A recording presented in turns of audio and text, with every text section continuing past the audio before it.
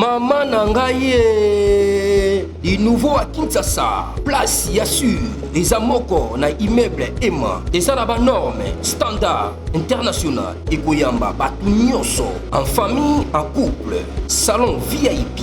Et salle à manger, salle de bain confort et magistral et des chambres à coucher, cuisine Kafou. Sécurité, ils ont assuré. Connexion internet illimitée, Facebook, TikTok, WhatsApp. Et à Ophélie, groupe électrogène 24h/24h. Courant et Kindakate. Na immeuble Emma. Notre adresse dans la commune de Kalamou, quartier Yolosi, avenue Balinga, numéro 9. Soyez les bienvenus. Immeuble Emma.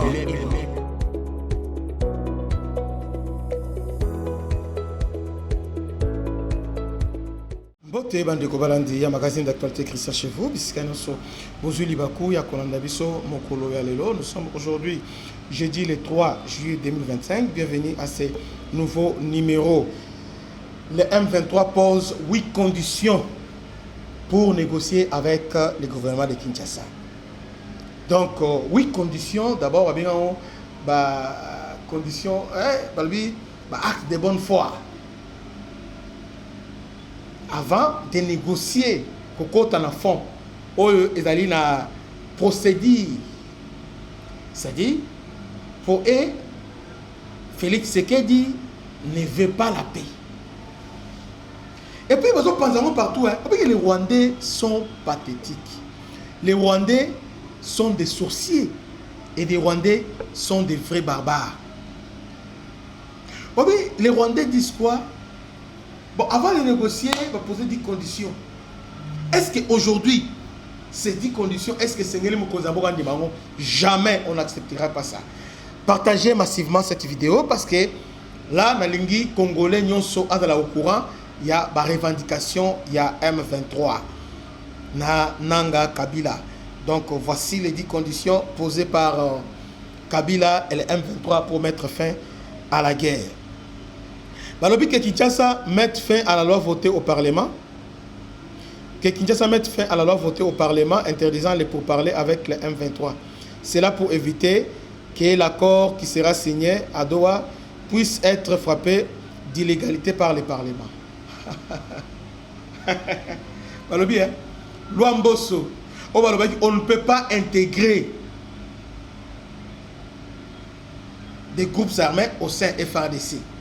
Nous disons que le FARDC est fragile, le FARDC est obundaté, et chaque fois, vous avez le FARDC est obunda, un tel à cette défection à rejoindre Kawana. Papa, attends aux Abazoba, attends aux Amaelete, attends que Batibiso Munduki Nani, Congolais Yokanga, jamais, au grand jamais, Tondima et Loko Oyo. Nous allons partager pourquoi, parce que Bakonzi, d'un moment à l'autre, ça va, tous les qui nous, la population, ceux qui est locaux et les qui a singeli tout marché, parce que ceux qui est locaux et les qui, c'est fini.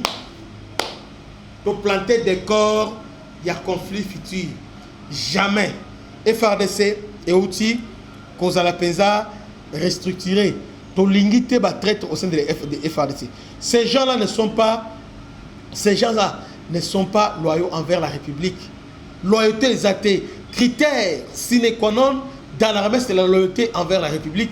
Ces gens-là n'ont pas de loyauté. Comment on va intégrer les gens qui n'ont pas de loyauté? Alors là, ils disent qu'il faut d'abord, gouvernement, enlever cette loi. Donc, une session extraordinaire, lever loi interdisant de vous parler avec M23. Est-ce que, pour parler, alors qu'en réalité, ils allaient interdiction, intégration des groupes armés au sein, il y a FARDC. Et ça, c'est qu'ils voulaient parler.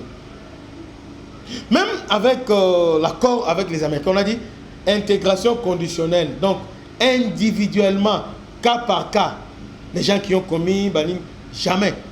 Maintenant, ils veulent on a Makenga a commis général à FARDC. Pour la nini boye, pour la nini. Tout ça va nyama. Tout ça va soba. Tondi masu Makenga comme la FARDC. Tondi mabandenze, pour la FARDC. Tondi mabalante. Pas question à Biloko Wana.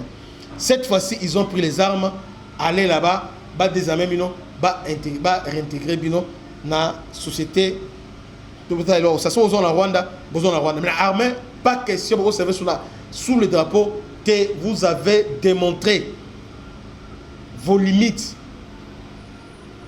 Démontré vos limites. Vous êtes des Rwandais. Vous n'êtes pas des Congolais.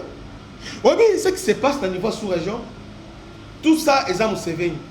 Oui, Museveni, Aza, Nanyakolu. Là-bas, Rwandais, ce ne sont pas des Rwandais à Kalaba qui sont là-bas, ils sont comme Emma. Vous voyez?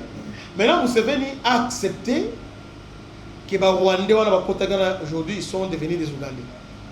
Mais dernièrement, Museveni a dit que vous devez choisir, soit vous êtes des Ougandais, ou soit vous êtes des Rwandais.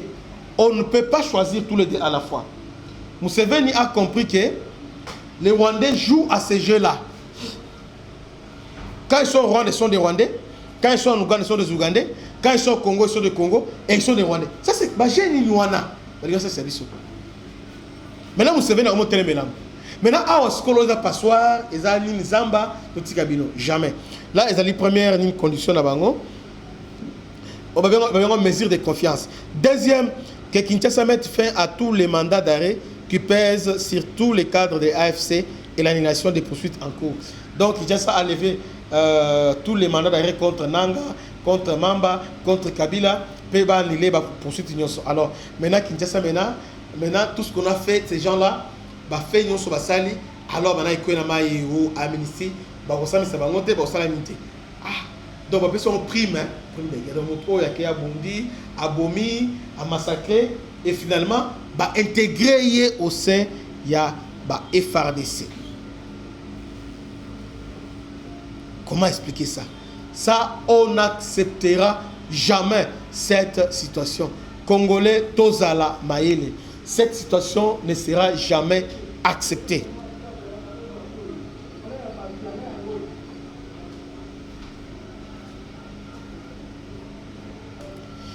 Que toutes les personnes arrêtées pour leur lien familial, amical ou autre avec les membres de l'AFC par les jeunes soient libérés. Donc, Bamonga Chouchou, Banani, tout ça. Est-ce qu'on a arrêté quelqu'un en prison parce qu'il est en lien familial, bien il est en amical, ou avec des... Oui, c'est déjà, nous parlons des... Hein? Parce que c'est un animal. Bango, quand on opposant à Bango seulement, à l'obligation que pour avoir la Zalem de Bazou va tirer en prison. Maintenant, chez nous, les gens qui ont trahi la République, les gens qui ont livré les FRDC à leur propre, Bolobi, t'ont libéré Bango. 4, Balobi, que Kinshasa laisse les banques réouvrir car cela constitue une punition contre la population. Donc Kinshasa a fourni la banque. Nous allons fourni la banque. Bandoki. 4e, 5e, Kinshasa met fin au discours de la haine et stigmatisation de la population. Papa, au Congo, il n'y a pas une population d'expression rwandophone aux arrêtés. Ils ne sont pas là. Il n'y a que des Congolais. Hutus qui sont là dans Rutshuru, autochtones, mais qui parlent une langue qui est semblable à Kinyarwanda. Mais ils ne sont pas d'expression rwandophone. Il n'y a pas de rwandophones au Congo. Et donc, on doit réfléchir. Il n'y a pas de rwandophones au Congo.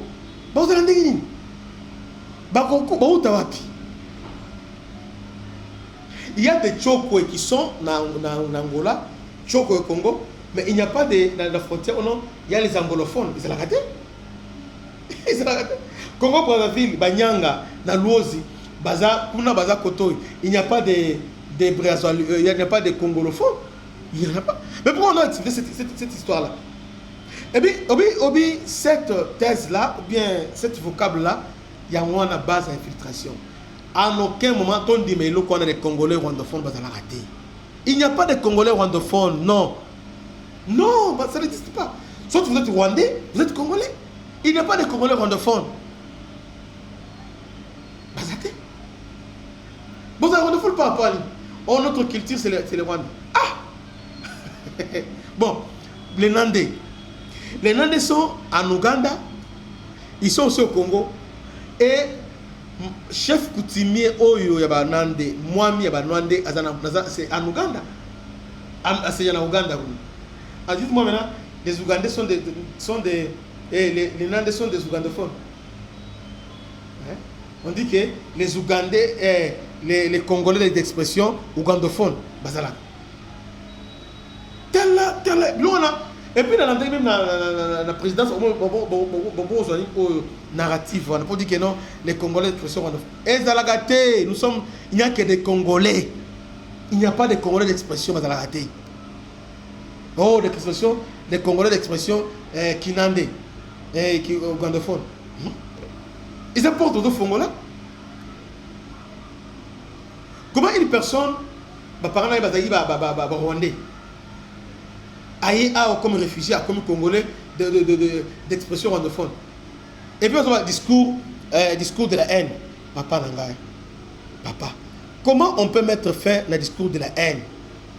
Tant oyo, ozu mutokangi basingana nini, obeti masasi tant. Muto na moi c'est na bana ba moni mama na bango kufi pa na bango kufi, yo obeti masasi. Obomiye et puis 100 fois. Obenye manyoko tata, manyoko ba tata, manyoko tata. Ozu mutu o depuis na nyonso. Bilanga tout ça. Otumbinda kunaye.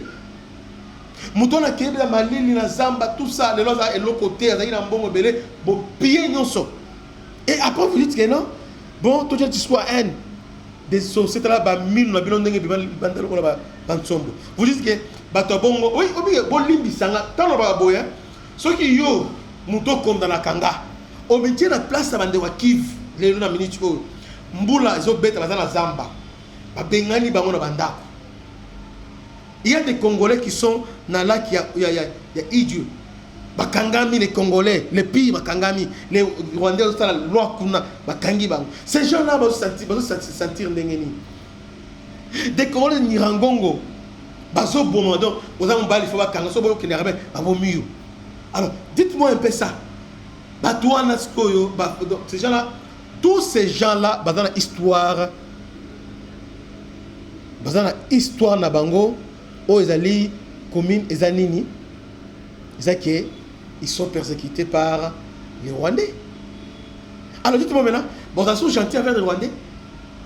Il n'y a pas de cohabitation, il n'y a pas de paix sans réparation.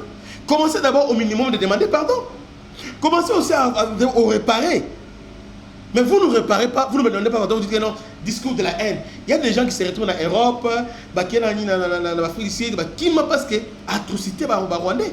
Et vous dites maintenant que vous devez mettre fin à discours de la haine. Et le gouvernement peut. Alors, pourquoi notre gouvernement doit nous défendre dans le gouvernement doit défendre la population? C'est ici que Nazo Salah appelle Lambert Mende. Parce que comment on peut parler du discours de la haine? Et puis, chaque fois, discours de la haine. Exemple simple.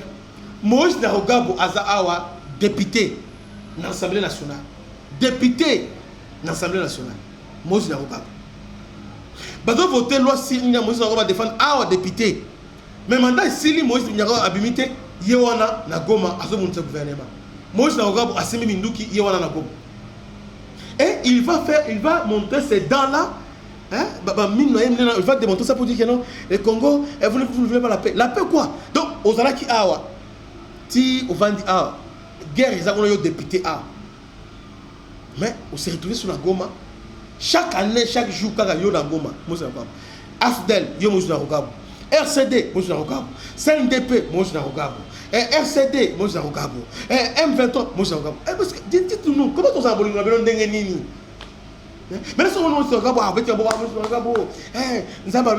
est-ce que le bon est-ce que nous sommes bien? Et vous les Congolais, on va publier Steve Wemby et les autres qui publient ça. Dieu vous punira sévèrement. Ah oui, sévèrement. Comment expliquer ça? Vous violez mon moi si na bana, bozi moi na on va aller violer maman na yo, ala la maman na yo. Ozi papa aller, la la moi na yo. Donc papa moni penza, papa la moi na yo. Maman moi na bazo violer maman na misu na yo zotala. D'accord. Obike déjà il faut on les capenza bon sérieux parce que là ego traumatisé vina mobimba. Donc bande de est ne mazalagana Ya on a ba mingi te tango yo na kino solo ya nanga tika makambo na oyebi yango te. Ba yebi donc guerre na nzoto na bango façon oyo c'est comme si banguluta bango na mitema batuana bazo souffrir. Ces gens là souffrent. Pour eux, on a bien essayé. Oh, dernièrement, tout le monde vidéo. Oh, chef du quartier, il y a M23, abîmé avec Bomaye. Tant, à bon moutou. Pourquoi bon? Là, vous dites, mais discours, il y a haine. Nous, discours à haine. Vous venez vous imposer dans Mboka Batu. Mboka Batu, boye, Mindou Yokoti, vous vous imposez. Vous collaborez avec Rwanda, Rwanda, pays voisin. Vous n'êtes pas loyal, vous intégrer Bino, nous sommes des intégrer Bino. Ceux qui Rwanda a utilisé Bino, qu'on a utilisé Bino. Et vous dites que vous êtes des Congolais, nous sommes des Congolais, Bandoki. Il y aura un moment, attends le loté, il y aura un président, il y aura un général, il y aura un commandant. Oyo, à Kofout, c'est Bino cache ces gens-là. Il vous fera payer tout ce que vous faites aux Congolais. Nous méritons aussi le respect. Nous méritons aussi la paix. Donc pour nous, tous les Congolais, que les lobes nous souffrent, et puis vous venez là, vous nous dites non, voilà les 10 mesures, oh, ce que vous savez, vous avez la kimia. Et puis vous dites, vous avez dit, c'est parce que aligner la mesure haute. T'as là le batouana. T'as la arrogance wana. T'as là le niveau et kindoki wana. T'as là le niveau yamite mamabe wana. Quel niveau de temps il y a un Congolais Est, un communauté, un kamikaze, parce que si on peut essayer de faire bêta sans hésiter. Quand on va non parce qu'il y a mon déjà, à son moteur, bon, sur le liwa et le belangani, parce que maman, maman Koufa, papa, on a notre sanga, il y a déjà qui vit à bien. Vie à bien, vie mon copain à bien, donc ils sont bien, donc on vit de l'autre côté. Mais les lots, Baza Penza à Botika. Dans le but, 7e, laisser des personnes congolaises d'expression rwandophone circuler librement à Kinshasa sans les attaquer. Ne pas priver les passeports aux Congolais car ils en ont un droit. Oh, Moïse Katumbi Nani. Oui, pour mettre fin à tout ça, recensement à l'Est. Bitumbe Sili, la première des choses, recensement, carte biométrique. Recensement. Bobi Kenanda, vous avez comme début, toute la base militaire solide dans l'Est, recensement, chaque nous avons 4, 3, 4, pour éviter à Biloko. Réfugiés dans réfugiés. Étrangers, Congolais. Aussi longtemps que tu as une carte recensement et enfin 8e mesure, je dois respecter les cessez-le-feu Bandoki. Alors lobby il y a 9000 personnes au baïk na 1000 so combien lobby 9000 baza ebele te buzo kosa na oyo so lobby oyo elo monte oyo biso ko sala ezaki ne joue pas avec Félix à Rosalangote. Et puis ce soir, Père Saliango, tout le monde qui a traite à Rosalangote. Tout ça veille, tout ça là, tout ça zimélé. Et l'homme est athée. Beaucoup ça là et l'autre côté. Rosala et l'autre côté. Voilà ce qu'il réclame le M23 avec Joseph Kabila. Voilà, le but qui est va libérer plus de 702 personnes va libérer. Voilà. Maintenant, qu'est-ce qu'ils ont fait? Rien. Ils nous imposent. Rapport Bimi à ONU, Malobi, Rwanda, c'est lui qui pilote le M23. Porte-parole, il y a Rwanda.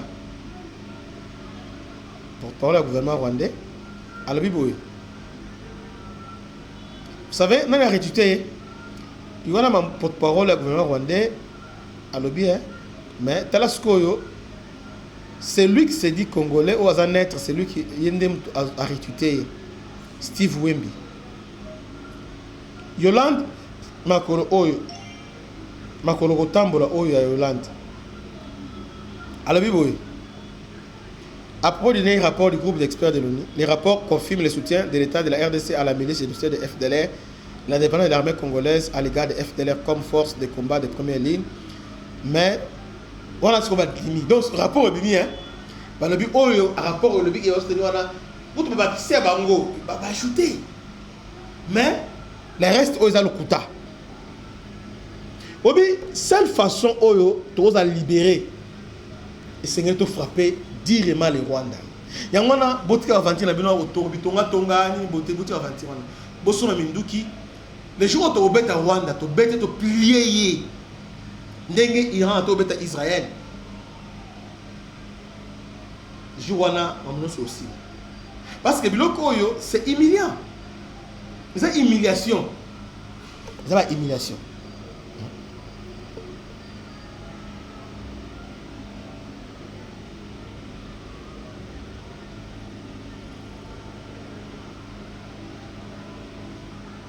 Steve Wemby, il va vous dire que c'est indépendant. Mais tu as là, azo retweeté.